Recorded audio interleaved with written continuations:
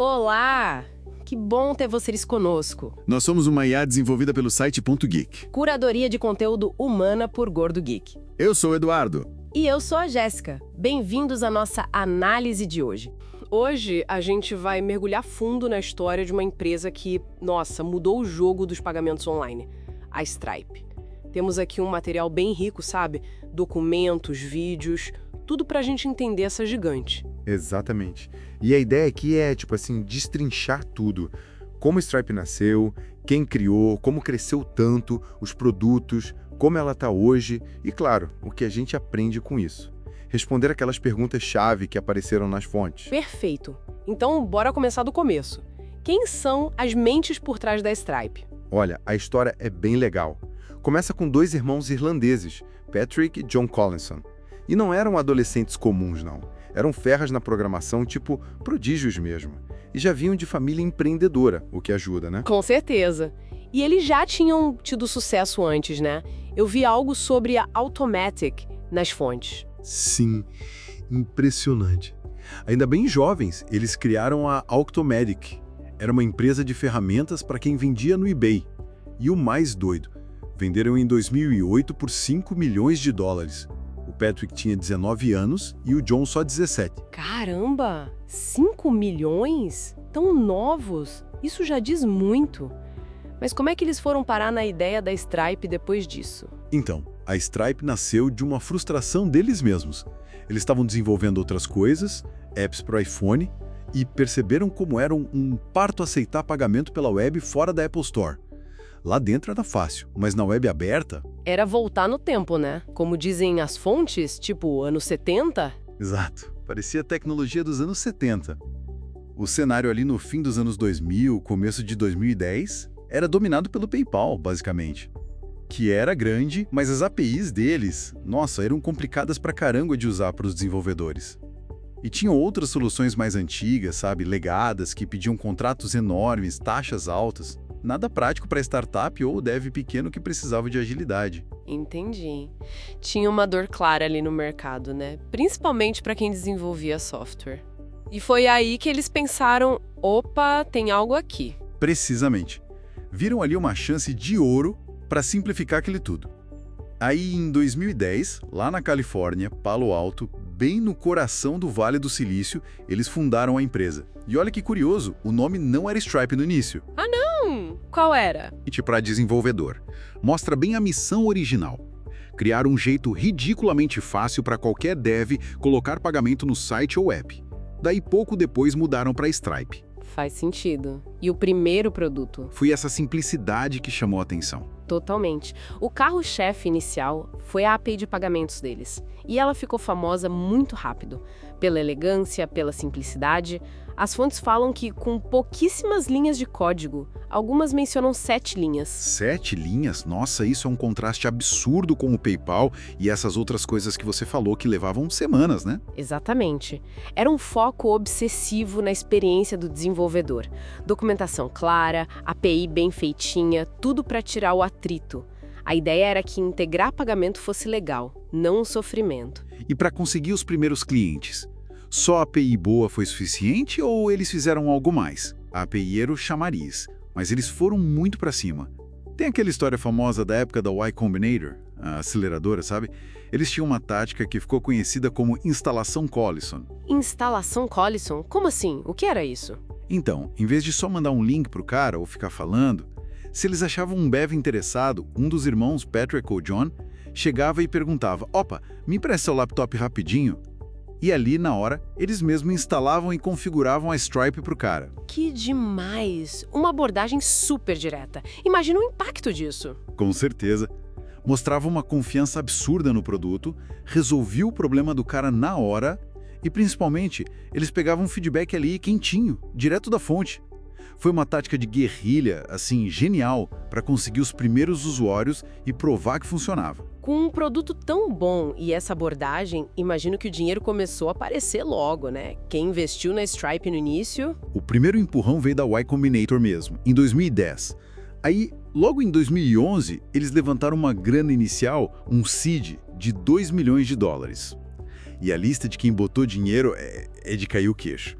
Peter Thiel e Elon Musk, que foram do PayPal, né? Meio irônico isso. Nossa, os caras do PayPal investindo, que doido. Pois é. E mais os gigantes do Venture Capital, tipo Sequoia Capital, Andreessen Horowitz, a 16Z. Caramba, só peso pesado desde o começo. Isso já mostrava o potencial. E o crescimento continuou rápido. Sim, sim. Em 2012 já viu a Série A, o investimento maior, 18 milhões de dólares, que já botou o valor da empresa em 100 milhões. E logo depois, mais 20 milhões na Série B. Essa grana foi chave para eles crescerem, contratarem mais engenheiros, expandir a infraestrutura toda. E uma pergunta que sempre surge, e está nas fontes, IPO. Quando a Stripe abriu capital na bolsa? Então, essa é uma das coisas mais curiosas da Stripe. Ela nunca fez IPO, nunca.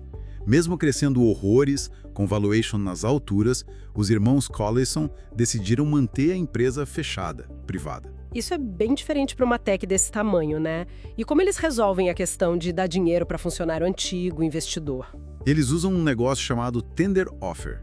Basicamente, a própria empresa organiza uma oferta para comprar de volta ações de quem está lá dentro, funcionário, investidor, ou para deixar novos investidores comprarem essas ações. É um jeito de dar liquidez sem ter que lidar com a pressão do mercado a cada 3 meses, sabe? Sem a burocracia de ser pública. Teve uma Tender Offer importante agora em fevereiro de 2025. Ah, recente. E como ficou o valor da empresa nessa oferta de 2025? Chegou num valor impressionante, 91,5 bilhões de dólares.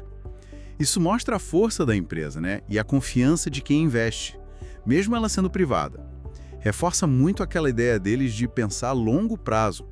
Falando em crescer, a Stripe não é só aquela API inicial hoje em dia, certo? Quais são os principais produtos que eles têm agora? De jeito nenhum. O leque de produtos cresceu absurdamente. Claro, tem um processamento de pagamentos principal, o Payments. Mas aí tem o Stripe Connect, que é, nossa, essencial para plataformas, para marketplaces.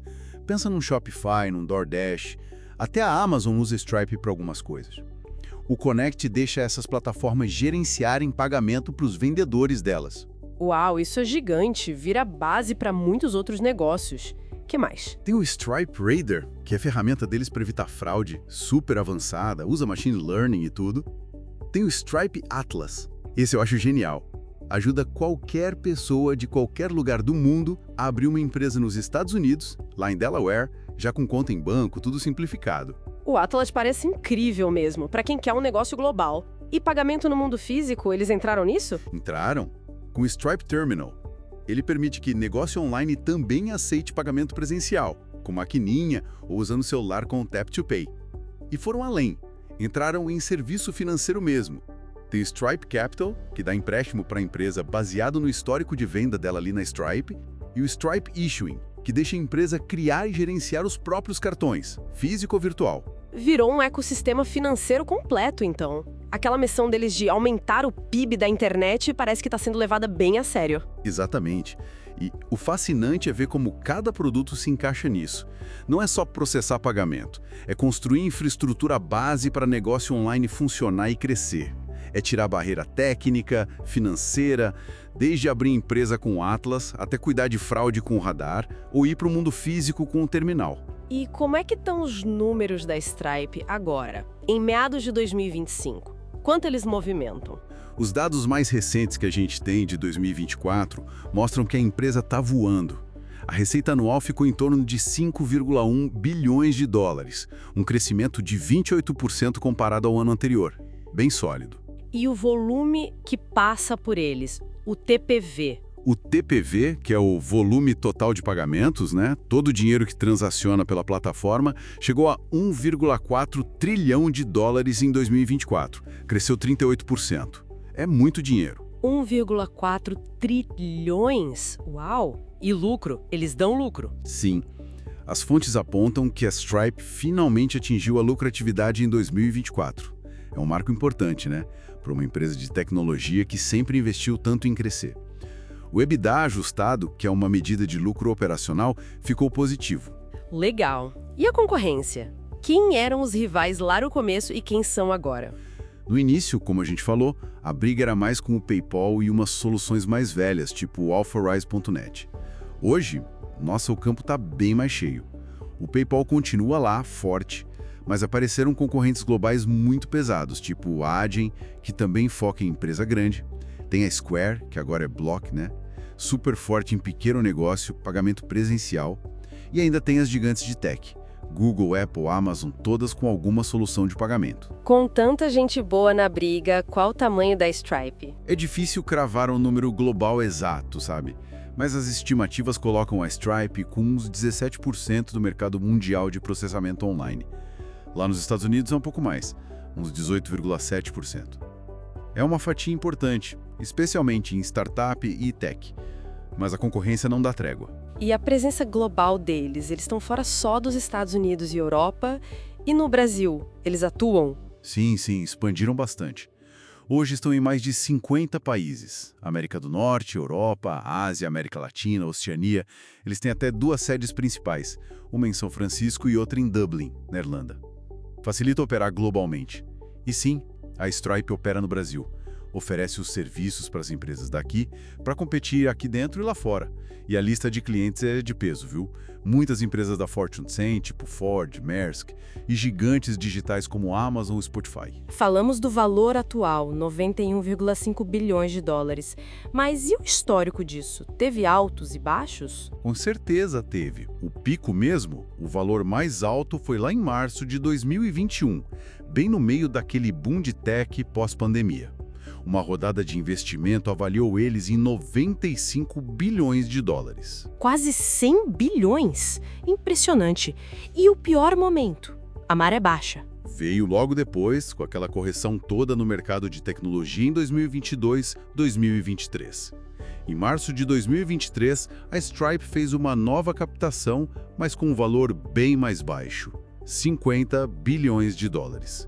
Foi uma queda forte, refletindo a economia mais difícil. Então esses 91,5 bilhões de agora, em 2025, mostram uma recuperação bem significativa, né? Exatamente. Mostra que, mesmo com o balanço do mercado, a empresa conseguiu voltar a crescer, recuperar a confiança e tá ali, perto do pico de novo. Nem tudo foi fácil, então. Quais foram os momentos mais difíceis que as fontes destacam, os perrengues? O ano de 2022 foi especialmente complicado para eles. A economia mundial deu uma freada depois daquele boom da pandemia, o e-commerce desacelerou e isso bateu direto na Stripe. As fontes até mencionam um prejuízo de 75 milhões de dólares no EBITDA ajustado naquele ano. E isso afetou a empresa por dentro? Afetou. Em novembro de 2022, eles tiveram que anunciar demissões. Cortaram os 14% do pessoal, mais ou menos 1.100 pessoas. Foi um momento duro. Eles admitiram que contrataram demais na euforia da pandemia e precisaram se ajustar à nova realidade. E teve também relatos de desafios internos de liderança, de precisar reorganizar as coisas para continuar ágil mesmo sendo grande. Pensando em tudo isso, quais seriam hoje os pontos fortes e fracos da Stripe? O que se destaca? Os pontos fortes são bem claros, né? E vêm desde o começo. Primeiro, aquele foco absurdo no desenvolvedor, na qualidade técnica do produto. Isso criou uma base fiel e uma marca muito forte. Segundo, a escala global. A infraestrutura que eles montaram é gigante. Terceiro, a capacidade de continuar inovando, lançando produto novo e agora investindo pesado em IA para melhorar coisas como o radar. E, claro, a força financeira que eles recuperaram. E os pontos fracos? Os desafios que eles enfrentam? Um ponto que sempre aparece é que eles ainda dependem muito de mercado desenvolvido, sabe? Estados Unidos, Europa. Crescer em mercado emergente é mais complexo, mais caro. Outro desafio é lidar com a complexidade de ser uma empresa enorme agora e segurar talento top no mercado super competitivo.